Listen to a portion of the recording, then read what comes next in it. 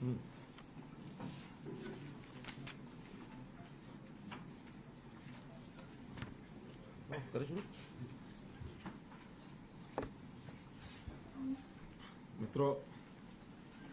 आज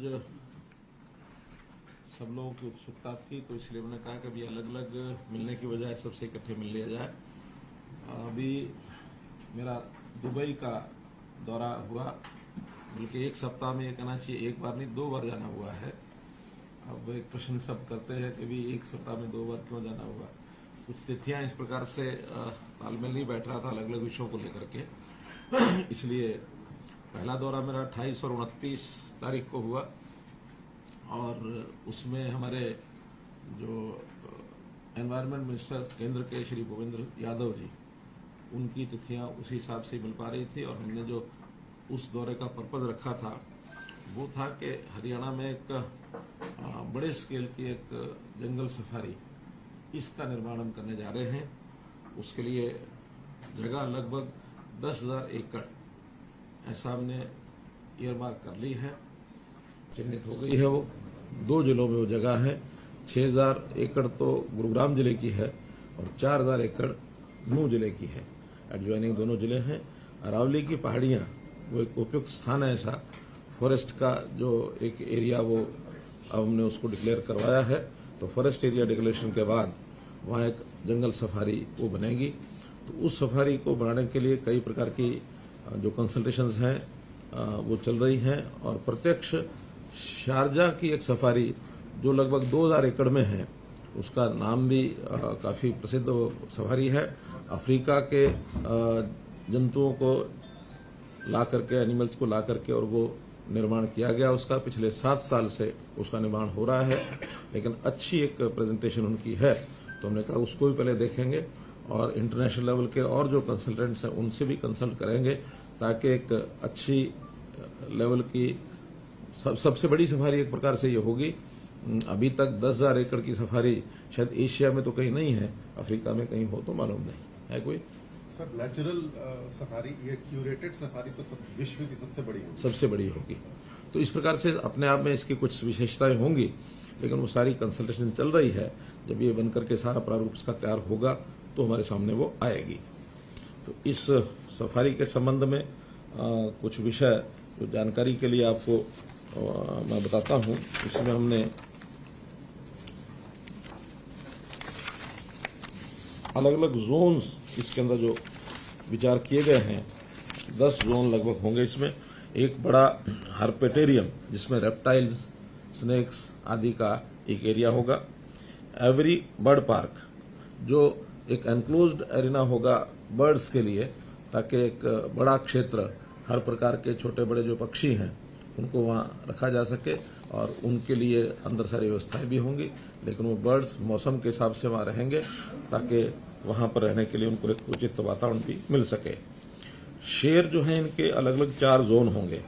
लायन होगा, tiger, panther, चीता भी हम कोशिश करेंगे कि एक जोन उसके लिए बनाया जा सके, क्योंकि चीता की उपलब्धि अपने आप में थोड़ा कठिन है।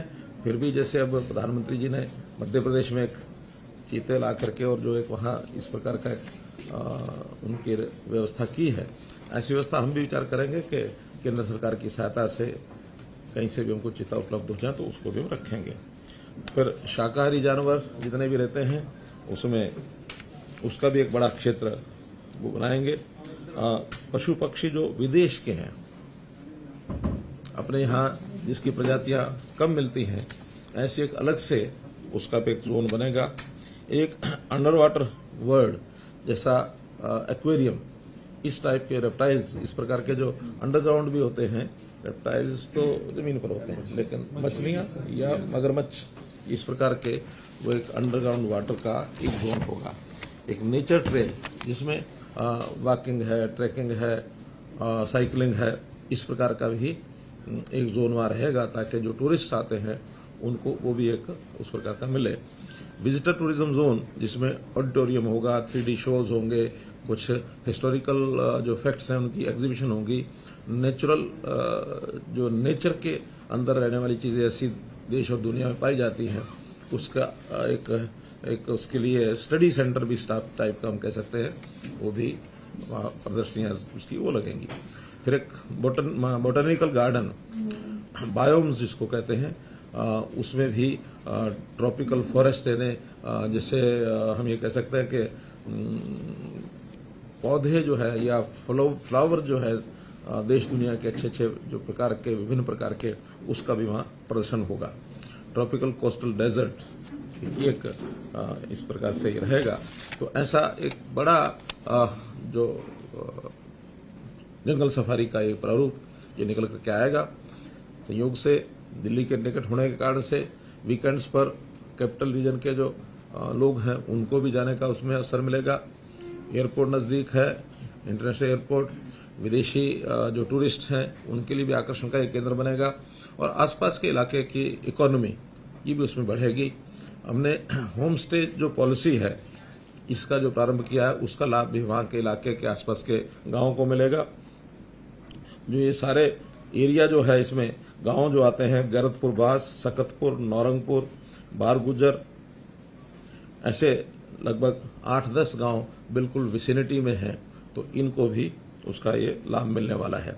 अरावली फाउंडेशन की एक स्थापना की जाएगी। उस फाउंडेशन के माध्यम से पूरी परियोजना केंद्र सरकार, हरियाणा सरकार या अन्य भी कोई इसमें स्टेक होल्डर्स अगर ज्वाइन करना चाहेंगे उसका भी हम अभी खुला रखा हुआ है हमने इस सारे विषय को लेकर के, और ये बनाया जाएगा इसका अध्ययन करने के लिए। और इसका जो प्रारंभिक जिसको कहना चाहिए कि जो रिपोर्ट तैयार करने के लिए केंद्रीय चिड़ियाघर प्राधिकरण उसको भी हमने जिम्मे लगाया है, उनसे भी इसका अध्ययन कराया जाएगा, उससे सहायता ली जाएगी।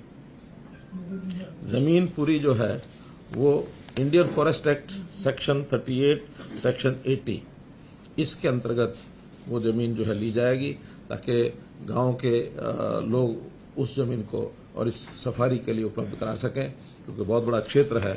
इसको इस ढंग से जो कोई और व्यवस्थाएं वो सब करेंगे। ऐसा अभी तक योजना बनाई जा रही है कि पक्षियों की 180 प्रजातियां जो सामान्यतः अभी भी जब आसपास की जो लेक्स हैं विदेश की बहुत सी प्रजातियां वहां आती हैं मौसम के हिसाब से, साइबेरिया तक, रशिया तक सारी प्रजातियां, अफ्रीका से भी कुछ प्रजातियां ऐसी आती हैं जो क्या उसको बोलते हैं प्रवासी पक्षी, माइग्रेशन। तो उनकी जो माइग्रेशन होती है, मैमल्स और जो स्तनधारी वन्य जीव होते हैं उनकी भी 15 प्रजातियां ये इसके अंदर होंगी। रेप्टाइल्स और जमीन पर रेंगने वाले पानी में रहने वाले पशु ऐसी 29 प्रजातियां ये चिन्हित की गई हैं जिसके अंदर होंगी। तितलियों की 57 प्रजातियां ये इसमें होंगी। तो ये एक प्रारंभिक जो इसकी स्टडी है ये सब हुई है। इसके लिए केंद्र सरकार की ओर से यानी वन फॉरेस्ट डिपार्टमेंट की ओर से हमको जो कंपनसेटरी इसका जो अमाउंट वो मिलेगा, क्योंकि जैसे पिछले दिनों में आप लोगों को जानकारी होगी कि बहुत बड़ा एरिया अंडमान निकोबार का उसको डिफॉरेस्ट करने के लिए केंद्र सरकार ने एक हरियाणा को कहा था कि अगर आपके क्षेत्र में हम कुछ फॉरेस्ट एरिया बना दें और वो डिफॉरेस्ट एरिया हो जाए तो उसका जो कंपनसेटरी अलाउंस है वो हरियाणा को दे सकते हैं। उसी के कारण से ये इतना बड़ा सफारी का ये जो प्रोजेक्ट है ये उसका तैयार होगा ताकि इसको फॉरेस्ट एरिया में वो कंपनसेटरी अलाउंस जो है उसमें इस सफारी बनाने के लिए उसका उपयोग हम कर सकें। मित्रों, इसी प्रकार जो दूसरा दौरा हमारा हुआ है वो 2 अक्टूबर यहाँ से प्रस्थान करके हम लोग 3 और 4 अक्टूबर 2 दिन पूरे दिन वहाँ लगाए हैं। और ये दौरा शुद्ध रूप से इन्वेस्टमेंट के नाते था। उस इन्वेस्टमेंट में मुख्य रूप से जो प्रोजेक्ट है ग्लोबल सिटी गुरुग्राम में 1080 एकड़ में ये ग्लोबल सिटी का एक निर्माण किया जाएगा। जमीन पहले से HSADC ने एक्वायर कर रखी है और एक आइकॉन जिसको कहना चाहिए एक सिटी ये एक बनेगी, सिटी विद इन सिटी जिसको कह सकते हैं। गुरुग्राम के अंतर्गत ही ये एक नई सिटी जो एक सिंगल जिसको एक प्लानिंग में, सिंगल फेज प्लानिंग में जिसका एक किया गया उसका योजना बनाई गई है। देश में ऐसी और भी बड़ी बड़ी सिटीज बनी हैं, जैसे उदाहरण के लिए गुजरात में गिफ्ट सिटी ये बनी है, साइंस सिटी ये बनी है, बेंगलोर में भी एक इस प्रकार की कोई सिटी है। तो यहाँ भी हम ग्लोबल सिटी को एक अंतर्राष्ट्रीय स्तर के लेवल की एक सिटी बनाएं। बहुत बड़ा हमारी अपेक्षा है। हमारी अपेक्षा है कि लगभग 1 लाख करोड़ रुपए का इन्वेस्टमेंट इसमें होगा। इसके लिए विभिन्न लेवल के रोड शो हम कर लिए हैं लगभग। अब तो समाप्ति पर यह है कि 4 रोड शो इसके हुए हैं, 2 गुरुग्राम में, 1 मुंबई में और 1 दुबई में। तो 4 रोड शो, ये चौथा रोड शो इसमें था। और इस दिन जो हमारी यात्रा में इस विषय को लेकर के, ग्लोबल सिटी को लेकर के जो वहां पर कंपनियां आई, 13 कंपनियां, उसके अंदर बहुत प्रमुख कंपनियां जो हैं वो वहां पर आई हैं। अब उनके बारे में अगर जानकारी बतानी है तो मैं बता सकता हूं कि Dubai investment, Sobha realty, Danube properties, Nakheel, DP world, Ellington properties, Gulf Islamic investment, Tabreed, Al Marjan island, Al Hamra, डलंड्स प्रॉपर्टी, दामाक, EMIS। तो ऐसी ये 13 प्रमुख कंपनियां हैं जो डेवलपमेंट के नाते से और वर्ल्ड वाइड ये काम करती हैं, लेकिन ज्यादा इनके काम दुबई में है। दुबई अपने आप में जो रियल एस्टेट का काम है, हम में से जो लोग गए होंगे उनको मालूम होगा कि बहुत हाई क्लास, हाई लेवल की बिल्डिंग्स वहां हैं। MR खास करके एक बहुत बड़ा डेवलपर वहां है। तो उस MR के, जैसे हमारे गुरुग्राम में हम DLF कह सकते हैं, इस प्रकार का MR ग्रुप है। MR ग्रुप गुरुग्राम में भी काम कर रहा है, देश के, दुनिया के और भी कोनों में काम कर रहे हैं। तो ये सब लोग वहां आए थे, सब ने बहुत उत्साह अपना वो दिखाया है। तो उसके नाते से ये जो हमारा एक, उसके बाद नेक्स्ट डे इन्वेस्टर जो डिफरेंट कंपनीज थी वो जो है उसका भी एक मीटिंग की थी। उसमें भी अलग अलग प्रकार के जो इन्वेस्टमेंट करने वाले जो लोग थे वो उसके अंदर आए थे और उसमें भी बहुत उत्साह दिखाया लोगों ने। चाहे हमारे यहाँ एग्री बिजनेस का विषय है, लॉजिस्टिक्स का है, FMCG का है, फूड प्रोसेसिंग है, सॉफ्टवेयर है, डेवलपर्स, इन्वेस्टर्स, इन सब के जो इन्वेस्टर्स हैं उन्होंने अपना एक उत्साह अपना दिखाया है। एक बड़ा ग्रुप है जो वहाँ की गवर्नमेंट का है, Abu Dhabi investment authority, ADIA, इन्होंने भी, और हरियाणा में मल्टी मॉडल लॉजिस्टिक जो हमारा नांगल चौधरी है, और ग्लोबल सिटी में भी ऐसा अपना एक रुचि दिखाई है। इंटीग्रेटेड एविएशन हब और integrated manufacturing cluster eight Hisar airport, इसका भी उत्साह दिखाया कि वहाँ हिसार में भी जाकर के इन्वेस्टमेंट करने की बात करते हैं। ऐसे ही आलडार ग्रुप जो है, आलडार ग्रुप, ये भी बड़ा ग्रुप है अबू धाबी में, इन्होंने भी ग्लोबल सिटी में अपना कुछ ना कुछ इन्वेस्टमेंट करने की बात कही है। वहाँ के जो सुल्तान हैं, सुल्तान अहमद बिन सुलायम, जो DP वर्ल्ड के चेयरमैन हैं, उनके साथ 1-to-1 मीटिंग हुई है और उसमें भी उन्होंने ये जो नांगल चौधरी का इंटीग्रेटेड मल्टी मॉडल हब जो है, लॉजिस्टिक हब, इसमें रुचि दिखाई है। और उन्होंने तो यहाँ तक कहा कि इसमें हम अपनी इन्वेस्टमेंट करके अपनी इक्विटी भी कर सकते हैं। वो इक्विटी शायद मेजोरिटी इक्विटी मांगते हैं, हाँ, मेजोरिटी इक्विटी वो लेकर के और अपनी प्लानिंग से उसको चला सकते हैं। हमने विचार करना है कि उनको मेजोरिटी इन्वेस्टमेंट दे पाएंगे कि नहीं दे पाएंगे, क्योंकि इसमें सेंट्रल गवर्नमेंट का भी एक शेयर है। तो सेंट्रल गवर्नमेंट से बात करेंगे, अगर सहमति बनी तो उसको हम दे सकते हैं। एक अच्छा डेवलपमेंट उनका अपने लेवल पर हो जाएगा। एक हमने वहाँ जो ओवरसीज प्लेसमेंट जो कंपनीज हैं उनके साथ मीटिंग की है। तो प्लेसमेंट कंपनीज 8 कंपनीज वहाँ आई थी। उनके सामने मैंने रखा कि हम हरियाणा से स्किल्ड, सेमी स्किल्ड वर्कफोर्स जैसी उनकी रिक्वायरमेंट है वो भी उनको उपलब्ध करा सकते हैं। यहाँ हमने स्किलिंग के लिए यूनिवर्सिटी अलग से बनाई है। जो वाइस चांसलर स्किलिंग यूनिवर्सिटी के वो भी गए थे साथ में इस मीटिंग के लिए। और जो हमारा फॉरेन कोऑपरेशन डिपार्टमेंट है उनके भी पवन चौधरी जो एडवाइजर है वहाँ, उनको भी लेकर के गए थे ताकि इनके माध्यम से उस काम को हम चलाएं। टारगेट्स उन्होंने हमसे भी पूछे, हमने उनसे भी पूछे हैं। बातचीत अभी फाइनल कंपनियों से नहीं हुई है, लेकिन एक प्रारंभिक रास्ता हमने खोला है। हमने अपनी ओर से 1 लाख नौजवानों की ऐसी संख्या रखी है कि हम देश के, दुनिया के विभिन्न देशों में 1 लाख लोगों को भेजने की अपनी स्किलिंग की तैयारी कर सकते हैं।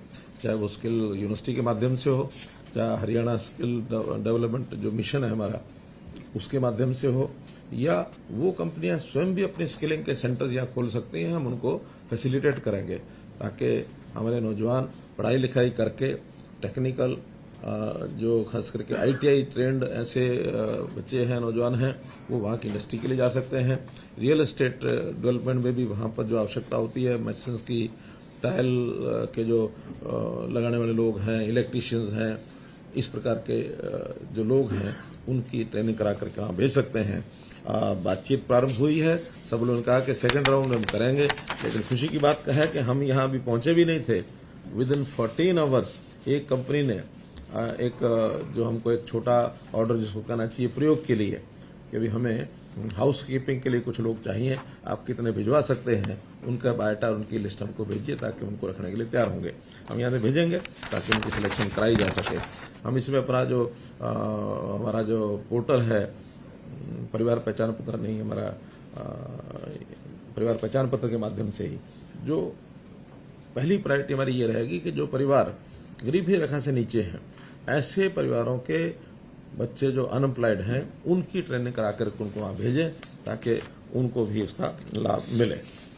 कुल मिलाकर शॉर्ट में ये जो हमारा ट्रिप है, वास्तव में ये एक मिशन विशेष को लेकर के हम गए थे, और दोनों दिन, पहले का लगभग 1.5 दिन और ये 2 दिन, 3 साढ़े 3 दिन में हमने कोई 800 किलोमीटर की जर्नी की।